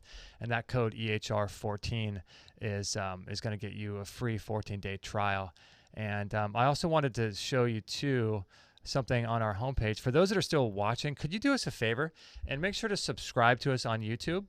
That would be really tremendously helpful for us. We'd really appreciate it. We're doing our shows on Monday, Wednesday, Friday, but right now we're having a little bit of a scheduling issue. So we're booking guests left and right, but we just opened up the Wednesday and Friday options. So we're still trying to get people for those. So we're going to come in and do some shows. I think another live show this Friday, but we're doing all kinds of radio shows. So if you subscribe on YouTube, we would appreciate that. And also share our show, and check out our store as well if you guys want to support what we have going on. We're going to release a show later today with Dr. Veronique Desagne, all about breast cancer, healing breast cancer. So if you know any women in your life or know of any women, maybe friends or family that have breast cancer or whose body has breast cancer, make sure to share the upcoming show that should be published later today. But some other ways to support the show if you want is on Patreon. If you click over here on Patreon on the homepage, you'll see you can donate $1 a show, 50 cents a show, 25 cents a show, $5, $10 a show. And we're doing 3 shows a week. So every month, you might, if you do $1 a show, that would be $12 would come out of your account on the first of every month. Or you can set it for much lower, and so it's like $1 a month for you. So these are just ways to help support the show, and also on Amazon too. So if you shop on Amazon, consider going through our link there on our homepage, and that will help support the show. So think of us. Next time you go to Amazon, think of the work that we do here at Extreme Health Radio, and consider supporting. All you got to do is click, nothing changes for you. And then that way you can support the show. So those are all cool things. Let me go back in the chat room before I sign off and see if anybody has anything else they'd like to say. Oh my gosh, I missed a lot. Here we go. James says, if we stick to the Leviticus 11 plan of God, anything is possible to obtainably, which then is reachable. That's true. I'm not sure exactly ANF, or ANA. I'm not sure what you meant by that, James, but that's true. Leviticus 11. I've read the Bible probably 6 times all the way through. I used to be really into it. Ray Mitchell says, juicing is great. Do it. Just eat the same veggies too for fiber. Yeah, that's true. Susie, thank you. I really appreciate you saying thank you for all that we do. I appreciate that. That's why we're doing what we're doing. Any comment, knowledge on mitochondrial biogenesis of PQQ? Yes, I have been learning about, you know what? I have to know when my knowledge level peaks out. and that's a little bit above my pay grade. Although I have been learning a little bit about PQQ lately, but I don't want to comment on that because I don't feel like I know enough about that. So maybe next time we have someone on about mitochondrial health, we can ask them that question. Let's see. Great show, Carla says on Facebook. Typo, meant to say chat room. Harvey, I'm part of the Extreme Health Academy. How do I get into the chat room? You mentioned. Okay, Harvey, you're actually in it right now, which is cool. So the chat room, this is the chat. We broadcast all of our Extreme Health radio shows onto the Facebook Extreme Health Academy page, facebook.com/Extreme Health Academy. And we broadcast it live as well to the Extreme Health Radio YouTube channel. So you are actually already a part of the chat. So that's cool. Carla says, I am muscle testing all the time. Is very helpful. See, this is great, right? This is really, really cool. Carla, I think you're amazing. And I think that another aspect to this too is getting into meditation. This is something that I desperately need to get back into. For those that don't know, we recently gave birth. My wife gave birth. Actually, she didn't give birth because she had a C-section. So it's interesting. Kate and I were talking recently about how she actually didn't give birth. The C-section was not planned, and we did a whole show about that, about what happened and why that happened. But she had a C-section. We just had twins. So I have been unable to do meditation or do a lot of stuff recently because the twins, Will and Ben, you can see them on our Facebook or on our Instagram. They're about 7 weeks old. So I'm pretty busy, pretty busy. So it's pretty fun. So I haven't been able to, or haven't taken the time, I should say, to meditate yet, or to use my relaxed far infrared sauna. That's the biggest thing.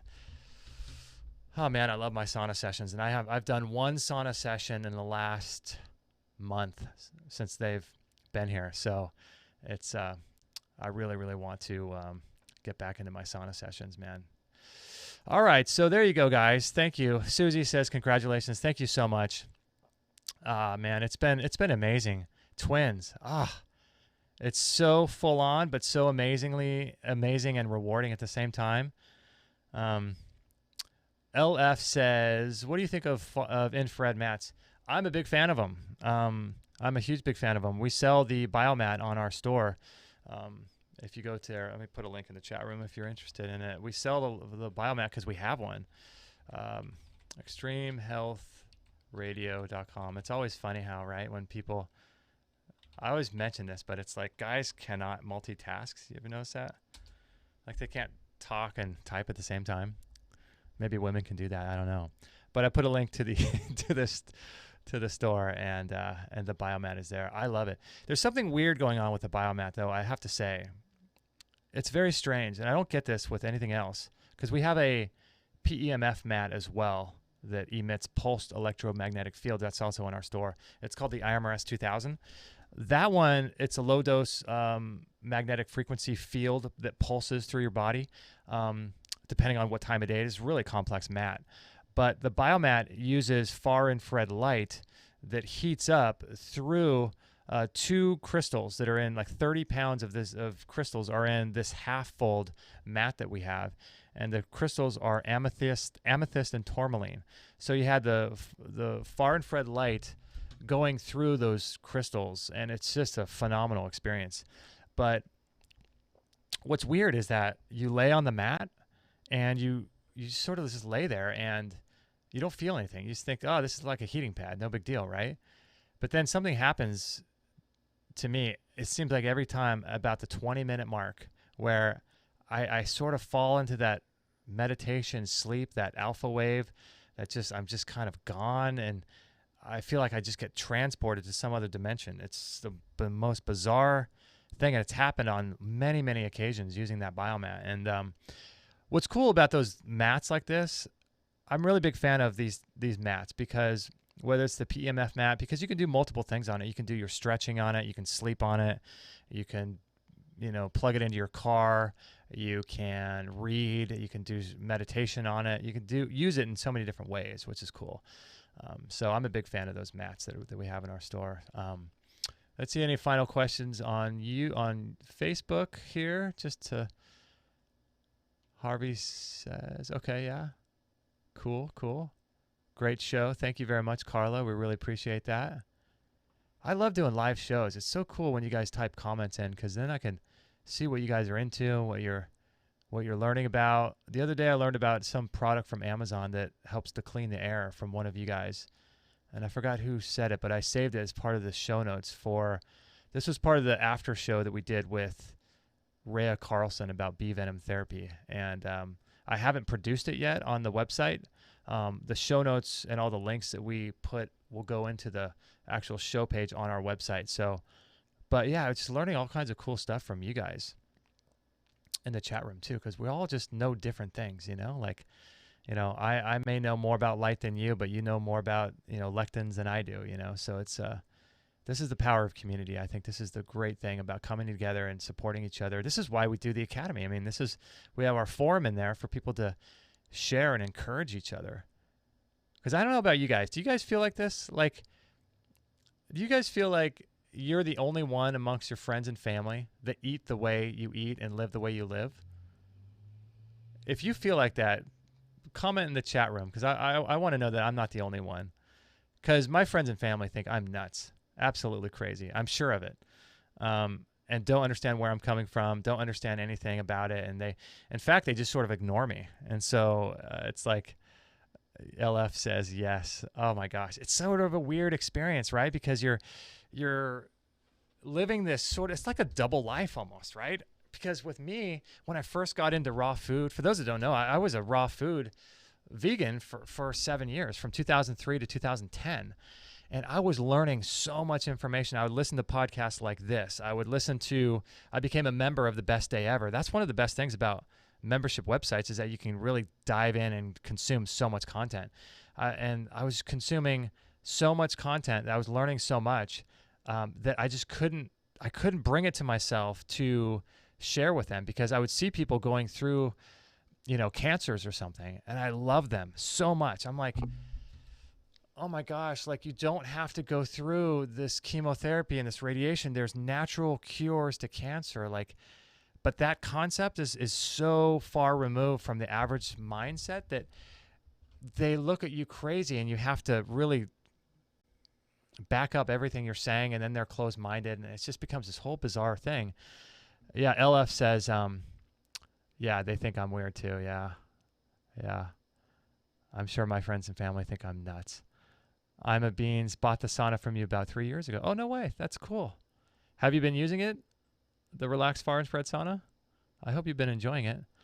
Susie Penquin says, I agree. My dad died 7 years ago today, and he was the only one who loved nutrition and eating for health. Now everyone gives me that look. Wow. And then LF says, I can't share advice much with family, but I can live by example. That's the whole thing. I've gotten to a place now where I've shared this before, and I think I want to share it now too, because it's one of those things where it's helped me a lot in my journey, because this is ultimately, all this physical stuff we're doing is a spiritual journey. We've all come to this earth and to live this life to learn and to grow and to expand and to love God and to love ourselves and to love man and love the earth. That's why we're here, is to express that in whatever way that we are supposed to. And I'm working on that myself. I'm by no means perfect.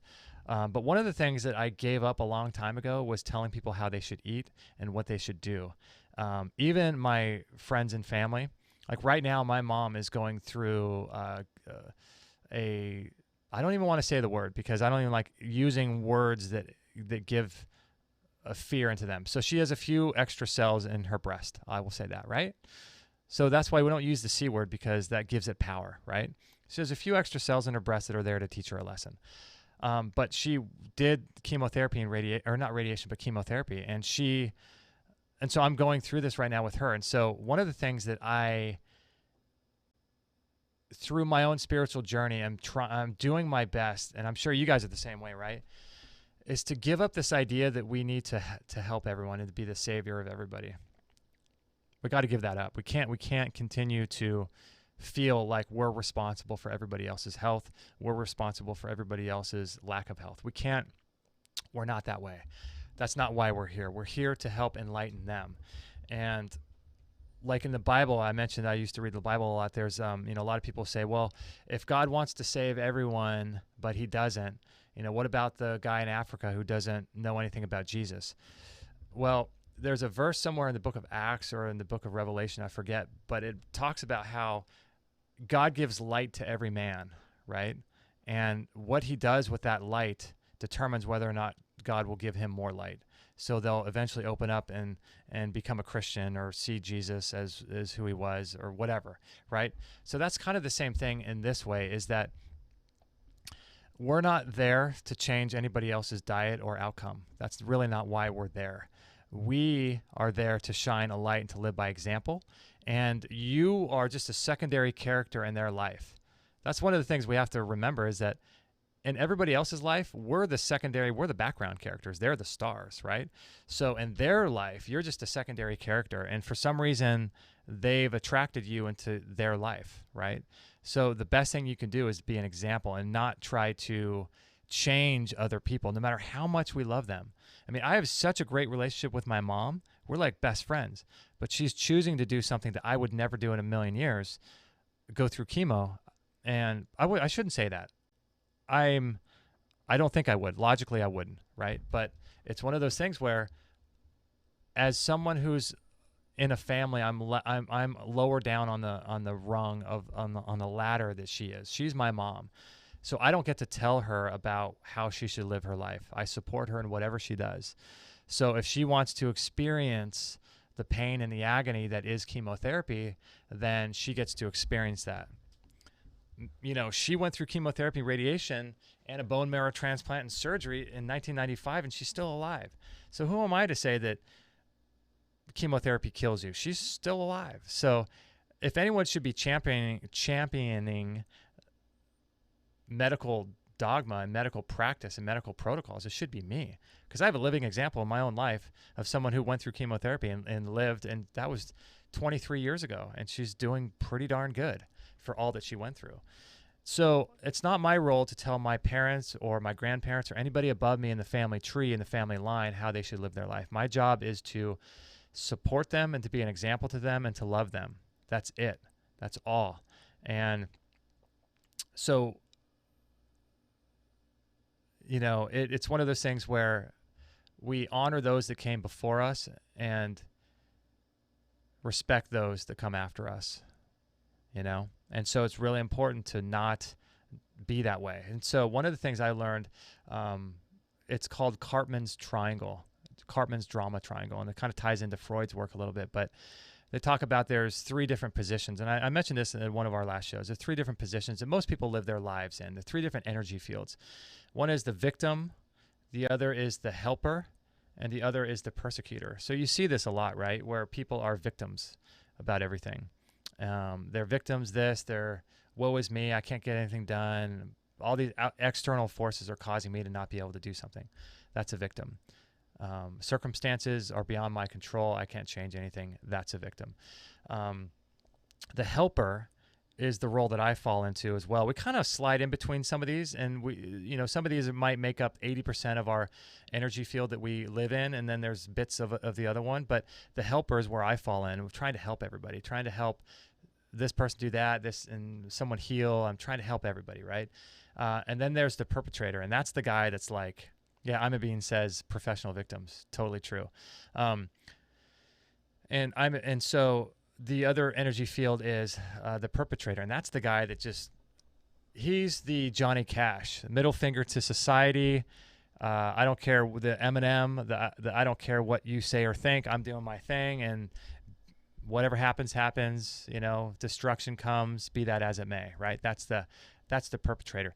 And oddly enough, the perpetrators have the strongest immune system because their white blood cells, that arm of their immune system, directly mimics their energy field, which is really interesting, right? Those white blood cells are killing everything that could be damaging them because they have this energy field of being the perpetrator. I'm going to go out and get what I want, and their immune system responds accordingly. At least that arm of the immune system. And so it's interesting that that's why you see the serial killers and the rapists that are 95 years old in prison somehow still alive, right? And then you have the helper person, the Jessica Ainscoe model, who was doing everything. And she was an amazing person, but she passed away. And not that that's bad. She just moved on to another dimension. And so that's what's those three energy fields. And when we it was told to me that when you are a helper, what you're actually doing is you're actually on the road to becoming more sick than the person you're trying to help, because you're giving your energy away. You're not empowering the person to do what they want to do. So I'm a Being says, I'm a professional helper. That's the thing, is we have to make sure that we control our energy and not be there for people, for sure, not avoid helping them. But we need to make sure that we don't give our life away in the process of helping people, because if you don't have your life, then you're not going to actually help people, right? So that's one of the things is we need to make sure is protecting that energy field. If we are in the helper role, is to make sure that we support people and not try to help them. Ultimately, our life, the fullest expression of everything we have, is the result of our thoughts and our feelings and our sacred contracts before we came in to this world. And so that's what is the physical manifestation of the things that we manifest in our life, right? And so we cannot be giving our power away every time we're trying to help someone. We just can't do it. We can help them physically and emotionally, but you have to be very careful about your energy. So Freud kind of picked up on that and said there's a fourth energy field that we all need to become aware of and to work with, and that is the silent observer of them all. And that's the person that sort of lives in that third dimension, right? And like that book, Flatland, it's more about like quantum, superstring theory and stuff, but it talks about the reality of two-dimensional living and living, if life were two-dimensional, what that would be like. And so what Freud is talking about is actually raising above that and looking down in a non-attached way and looking at that and supporting and loving, but not being attached. And that's that fourth position, is the role of non-attachment, the silent observer. So, man, I tell you, I'm far from any of this stuff myself. LF says, cool, then toughen up then. That's so true. Let's see. How do you keep your energy? That's challenging. That's challenging for me.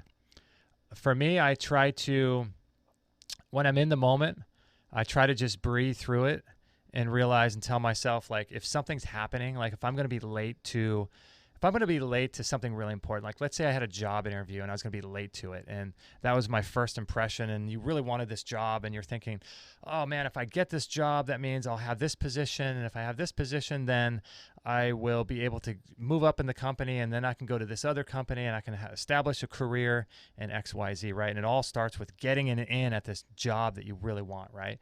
And then you're driving to work, you're driving to the interview, and you're late. So you're like, oh man, like, if I'm late, they're not going to even hire me at all. And this whole future I had planned out for myself is not going to happen. So then what do I do? So what I try to think about is I try to focus on a couple different things. One is, what will life be like in 25 years? In 25 years, you probably won't even remember being late to this job interview, right? You probably won't even remember it. So that's one aspect, and breathing through that and just letting it go.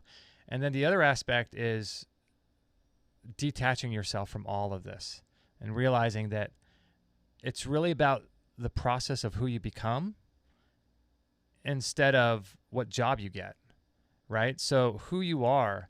So if you get a job that stifles your personal growth, but you're able to make a lot of money, is that really why you came into this world?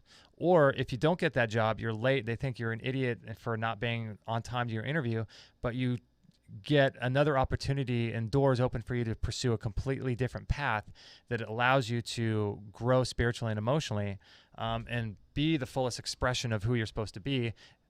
So can you say that being late was a good thing? It probably was, which prevented you from going in that other direction. So realizing that all of this stuff is to foster your own personal growth. And that's really what we're about. That's what we're after, through all this diet and nutrition stuff that we're doing. So really want to make that clear, that all of this stuff that we're doing with diet is just personal growth. Really, it's just, how do I get more energy? How do I become more healthy? How do I sleep better? How do I have a better sex drive? All of that stuff. I'm a Bean says, I'm an empath and sometimes unknowingly take on other people's negative energy. Thank you for the insight. Yeah, protecting your energy, man.